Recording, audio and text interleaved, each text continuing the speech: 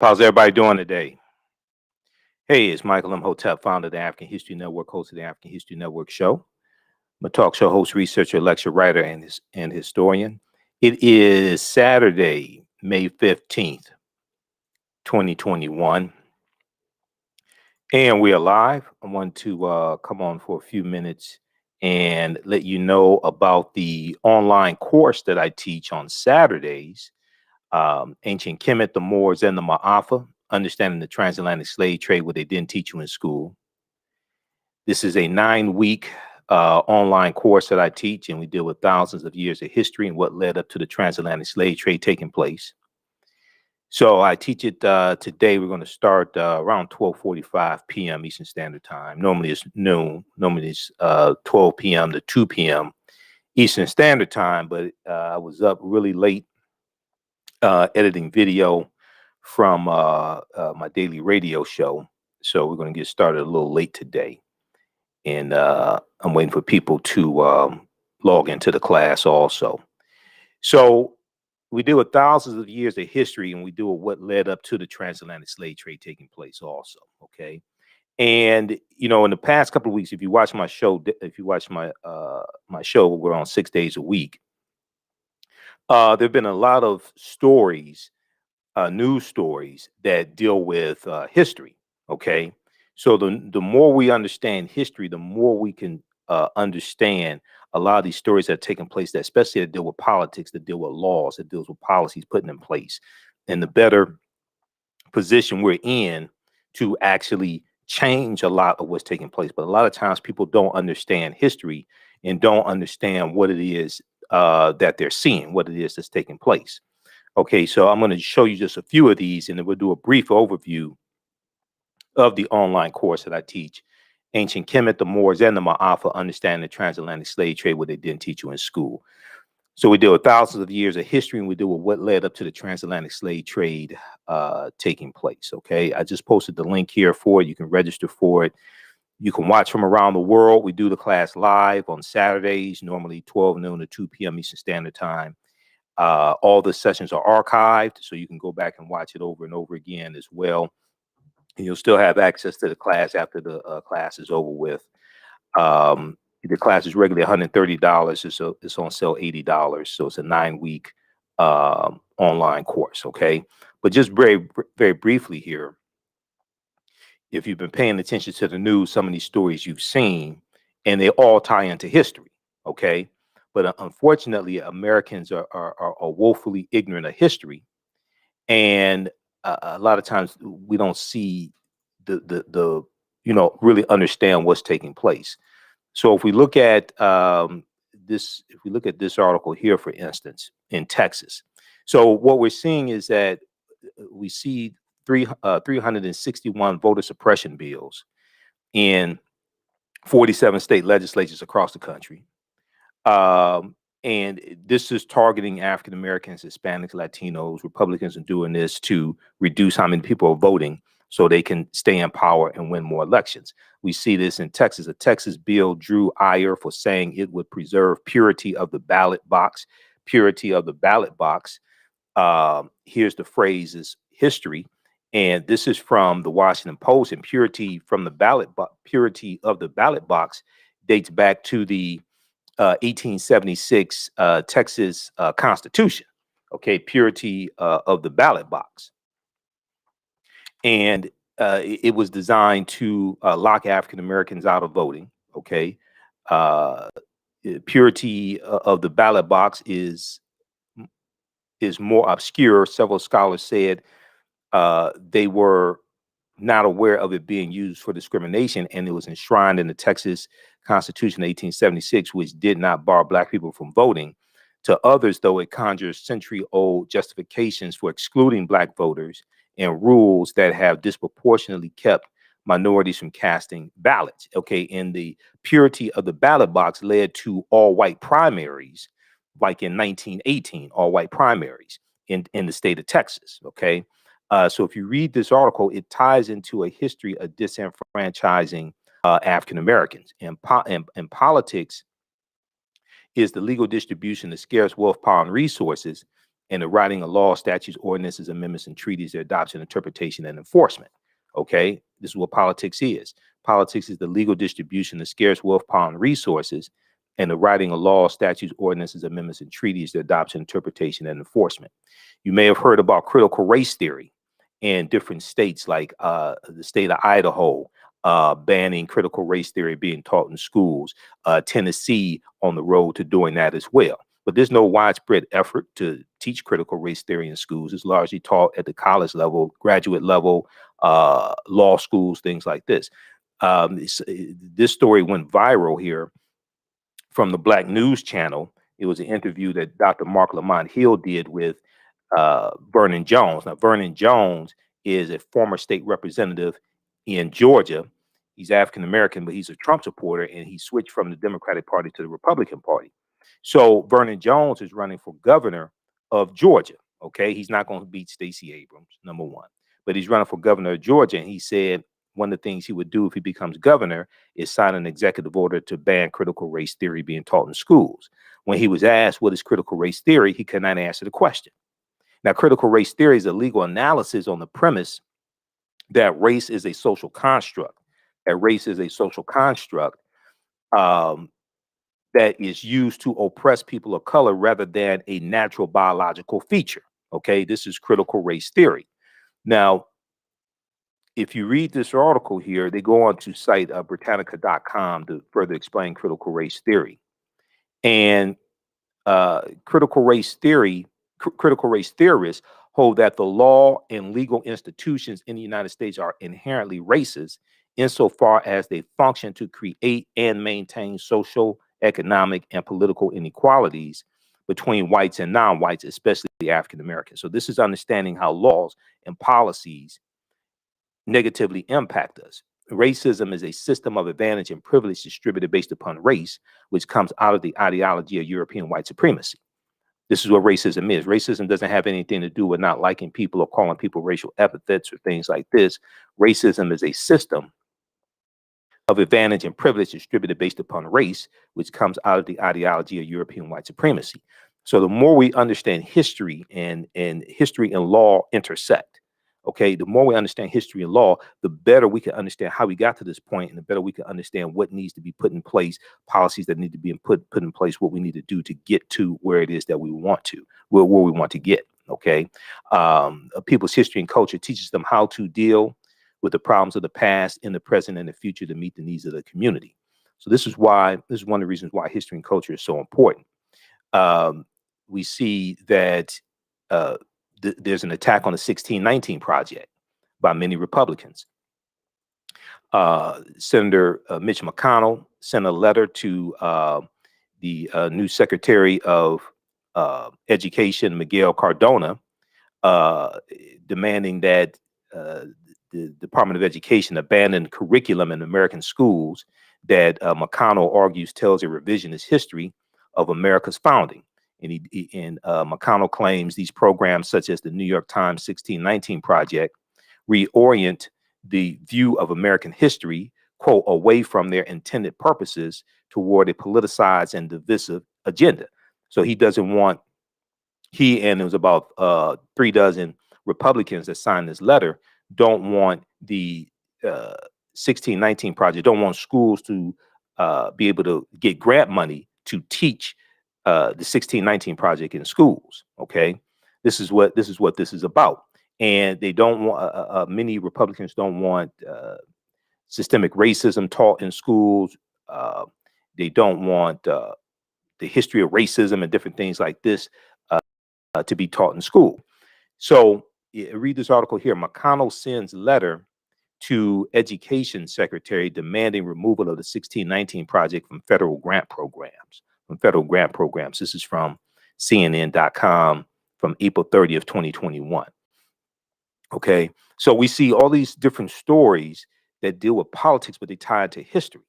All right, we look at this one here. This is from May 12th, 2021. This is in Tennessee. Okay, how's everybody doing today? Share this broadcast on your social media platforms. Invite your friends to tune in also.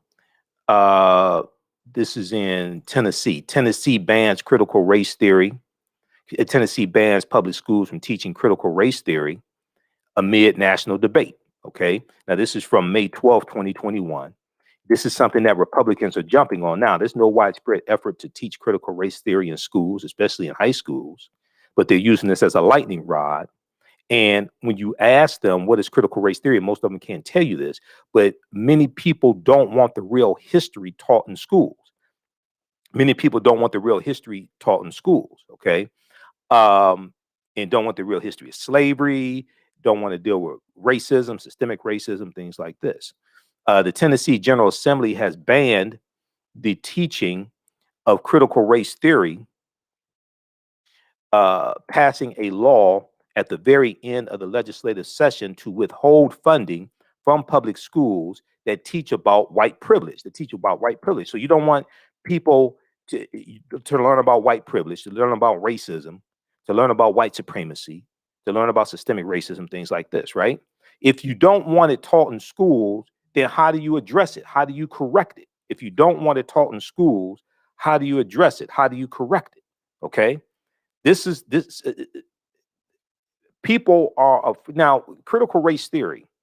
And when we teach this history in school, when we teach it to children, it's not designed to make white children feel guilty. This not designed to make white children feel guilty. Okay. It's designed to keep history from repeating itself. This is why this is why this history has to be taught. It's designed to keep history from repeating itself.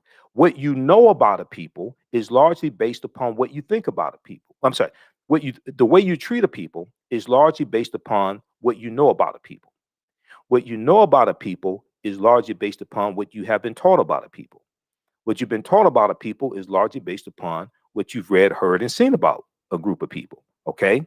So if you largely been fed lies and stereotypes about African Americans, you don't understand history and the origins of this country, then that's a recipe for disaster. And all you have to do is look at the legislation that is coming out of state legislatures trying to suppress these voter restriction bills.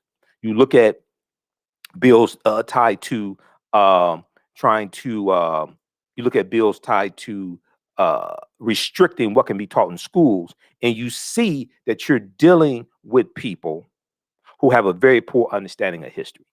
Okay. And that's dangerous.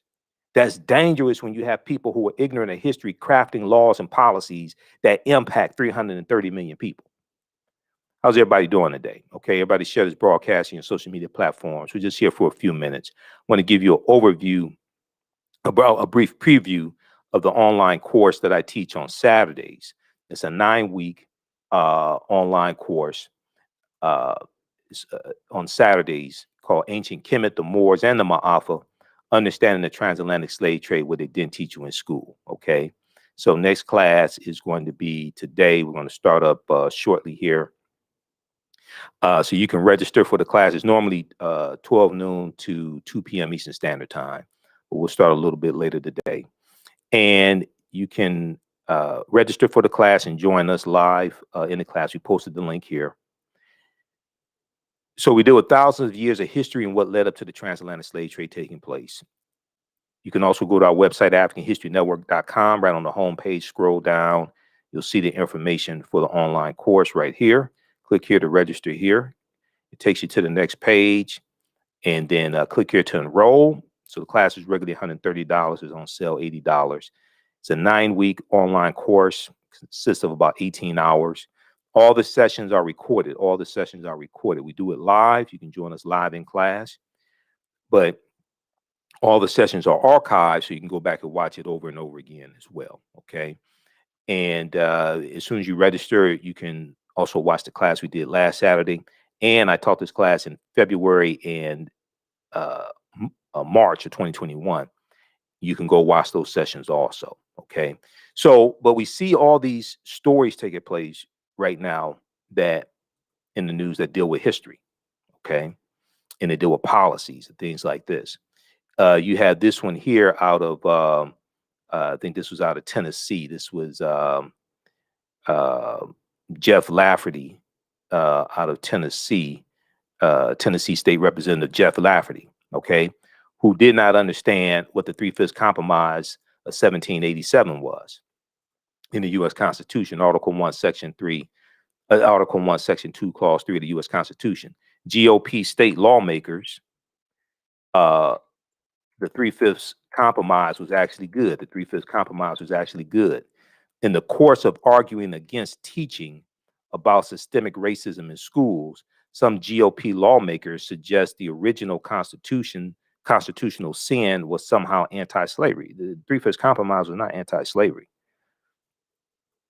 It was designed to keep the South from counting their slave population, counting the entire slave population, which would give them total dominance in the House of Representatives. So it was an agreement between the South and the North to count 3/5 of the population of those enslaved per state to determine how many seats in the House of Representatives states would have, slaveholding states would have. If they counted, the South wanted the full population counted, the North is saying, well, you don't even want to recognize them as being humans. So how are you going to count the full population? Okay. But no, that wasn't designed to abolish slavery or lead to abolishing slavery. No, not at all. So these are just a few, and there's a lot more if you watch my show daily. There are a lot more stories that tie into history. But I want to flip over to the PowerPoint presentation, because in the class we do a PowerPoint presentation also. And I just want to do a quick overview here to show you some of the content. So there was a study from the, here are a couple more articles as well, very quickly here. A couple more articles, recent articles: mock slave auctions, racist lessons, how U.S. history class often traumatizes, dehumanizes Black students. Okay, we see this often, especially during the month of February, where you hear about what I call slave lessons gone wrong, slave lessons gone wrong.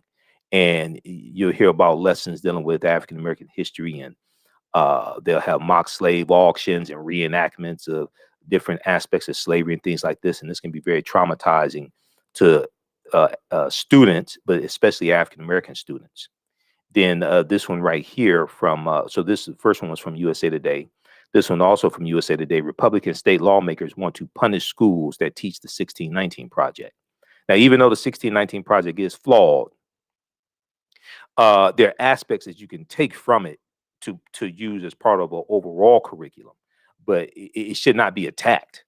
Okay, I mean, this is white supremacy that we're looking at and trying to keep the real history of this country from being taught. There's a study from the Southern Poverty Law Center called "Teaching Hard History American Slavery," Teaching Hard History American Slavery, and I referenced this study in the online class. You can download it from splcenter.org, Southern Poverty Law Center's website, Teaching Hard History American Slavery, Teaching Hard History American Slavery. It's a 52-page study that documents how the history of slavery is being incorrectly taught in schools all across the country and what can be done to more correctly teach the history. Okay. And it's a, in the study they surveyed 1,000 high school seniors and found out how little they knew about the history of slavery. And among 12th graders, only 8% could identify slavery as the central cause of the U.S. Civil War beginning. Only 8% could identify slavery as the central cause of the U.S. Civil War beginning. For fewer than 1/3, or 32%, could correctly name the 13th Amendment of 1865 as the formal end of slavery, with a slightly higher share, 35%, choosing the Emancipation Proclamation of January 1st, 1863, and fewer than 46% of high school seniors, 12th graders surveyed, of the 1,000 that were surveyed across the country, fewer than 46% could identify the Middle Passage as the transport of enslaved Africans across the Atlantic Ocean, okay, to North America. You can read this article here, What Kids Are Really Learning About Slavery. This is from theatlantic.com from February 1st, 2018. What kids are really learning about slavery, because this article right here gives you some insight And it also probably means their parents don't know this information as well. So if this is not corrected, these people grow up to be politicians, attorneys, judges, police officers, doctors, etc., and not really understanding how laws and policies shape history and how we got to this point, and what in the laws and policies that need to be put in place to correct the harmful policies. This is something that critical race theory looks at as well. And we have to understand that politics is the legal distribution of scarce wealth, power, and resources, and the writing of laws, statutes, ordinances, amendments, and treaties, their adoption, interpretation, and enforcement. So some of the things that we look at, some of the things I deal with in the online course, and I do a PowerPoint presentation. We have book references, articles, video clips, everything. You don't have to buy any of the books to follow along in class, but some books you may have on your shelf, like Before the Mayflower by Lerone Bennett Jr. Also use The First Americans Were Africans, Documented Evidence by Dr. David Imhotep. And he actually spoke to my last class. I may have him speak again to this class. The First Americans Were Africans, Documented Evidence by Dr. David Imhotep, because we deal with the ancient African presence in the Americas, going back at least 51,700 years ago in the land today we call the United States of America, because the African people were here in this land even before Native Americans came into existence. And I'm not dealing with conspiracy theory. I'm dealing with documented evidence. So some of the things we deal with are, what was the transatlantic slave trade? What were some of the events that led up to the transatlantic slave trade taking place, starting? You can't start looking at this history in 1441 with the Portuguese going into Mauritania, which is looked at as the beginning of the transatlantic slave trade. You have to deal with thousands of years of history that leads up to that taking place. And you have to look at the 800-year occupation of Europe by the Africans known as the Moors. And the Moors are taking the teachings from the Nile Valley region of Africa, from ancient Kemet, into Europe. And this is bringing Europe out of the Dark Ages, okay? So, you know, one of my teachers, Professor Kabahaya Wata Kamene, says to understand the existence of something, you must first understand the pre-existence of existence. And as I say, historical events don't happen in a vacuum. They are the culmination of a sequence of historical events that lead up to a larger event taking place. What role did Christopher Columbus play in the spread of the transatlantic slave trade? Columbus is crucial to the transatlantic slave trade, to laying the foundation of it in the on his 4 voyages in the Caribbean, and in Haiti, Jamaica, Puerto Rico, Honduras, Panama, and he's central to the spread of the transatlantic slave trade as well, even though it existed before he set sail August 3rd, 1492 on the Nina de Pinta in Santa Maria. When did Africans first come to the U.S. as slaves, or enslaved Africans? Because the Spanish were taking Africans into the territory we call South Carolina and Georgia in 1526. This is 93 years before August 20th, 1619 in Virginia. All right.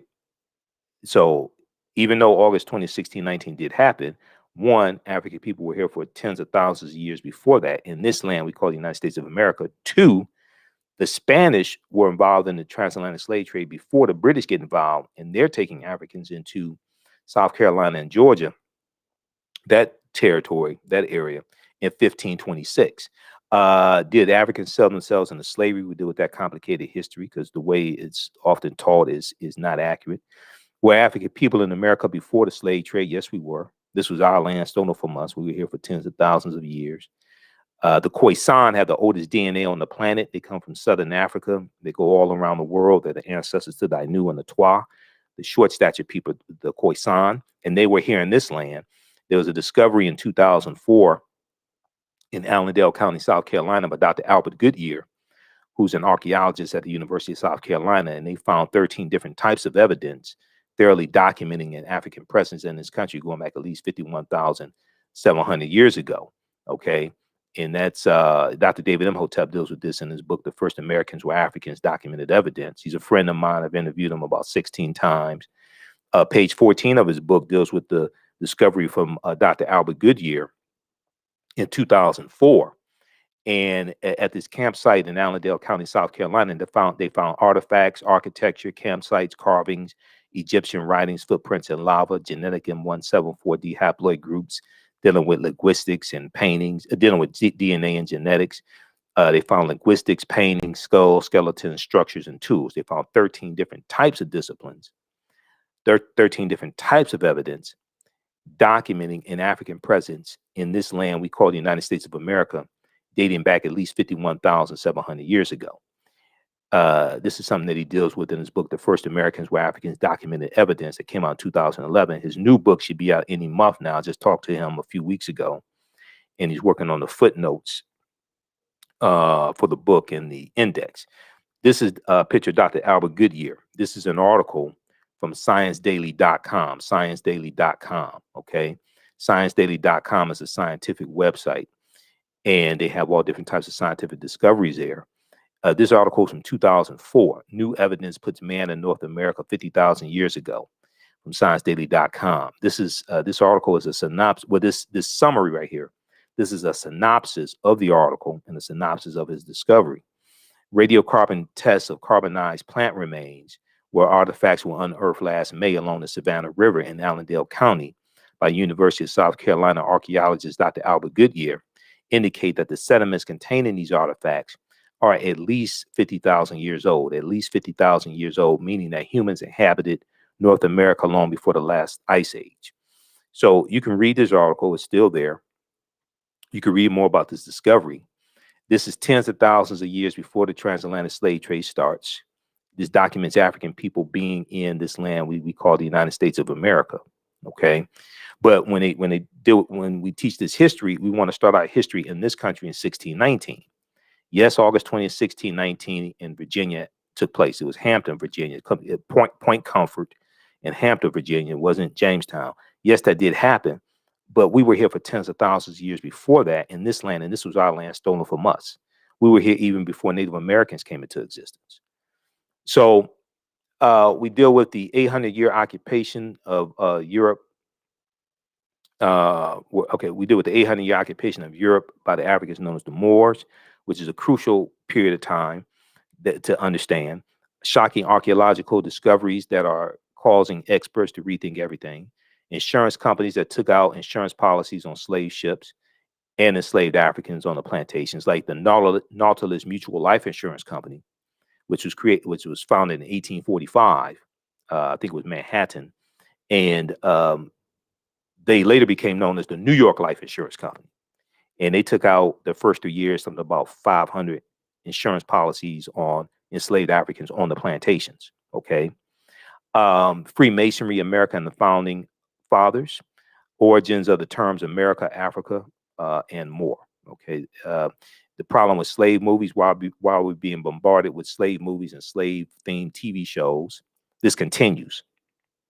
There's a new Underground Railroad type limited series, and that history needs to be taught. But there's so many other aspects of our history that we could do a limited series on. We could do a limited series on ancient Kemet. We could do a limited series on the Songhai Empire, Mali. We could do one on Mansa Musa, okay, the richest man in the history of the world, who became emperor of the Mali Empire 1312 AD. We can there's so much that we can look at, and we're locked into dealing with slavery. Okay, there's so much. I understand that there are certain aspects that need to be explored, but we need to have a balance. We don't have a balance. Okay, we don't have a balance when it comes to a lot of these historical films. And if they do something dealing with ancient Egypt, they have Europeans portraying ancient Egyptians. We do it Asar, Aset, and Heru and the origins of the Immaculate Conception story. Okay, the Greeks called them Osiris, Isis, and Horus. And Heru, born of a virgin birth on December 25th to the Virgin Aset. Links to ancient Kemet, Egypt, and early Christianity, Freemasonry and America, and the fake Willie Lynch letter 1712. These are just a few of the things that we deal with in an online course, okay? And let me see something here. Do archaeological discoveries, Egypt of the West. Yeah, the Tekken, symbol of resurrection coming from the story of Asar, Aset, and Heru. There are about 1,200 tekenu all throughout ancient Kemet. And this ties into Freemasonry as well. All this history is connected, okay? How's everybody doing today? I'm doing a brief overview of the online course that I teach on Saturdays. We're about to start the class. So I have to jump off to start the class. I'm starting a little later today. Normally it's 12 noon to 2 p.m. Eastern Standard Time. I was up late editing video of my radio show, so we're starting a little later today. You can register for the online course here or at our website, AfricanHistoryNetwork.com. I just posted the link. It's a 9-week, 18-hour online course that I teach, and we deal with thousands of years of history and what led up to the transatlantic slave trade taking place. But when we look at it, once again, all the sessions are recorded. We do it live. All the sessions are recorded. So if you miss any of it, you can go back and watch it. When we look at the word Mason is derived from the Latin words mass and sun. Mason means child of light and expresses the desire to pursue light, which is a metaphor for the sun, which symbolizes knowledge. The term child of light or sons and daughters of light were first used to identify students who completed 42 years of study in the temples of ancient Kemet, ancient Egypt. Many Masonic temples were modeled after the temples of Kemet, places where light or knowledge was imparted in a series of steps or degrees. So when you go to college, liberal arts college, things like this, and you get your credentials in a series of degrees, associate's degree, bachelor's degree, master's degree, PhD, this is where this concept comes from, okay? And George G.M. James also deals with this in Stolen Legacy as well. And he deals with the several liberal arts. He deals with the trivium and the quadrivium and the arithmetic and the logic and different things like this, the rhetoric, etc.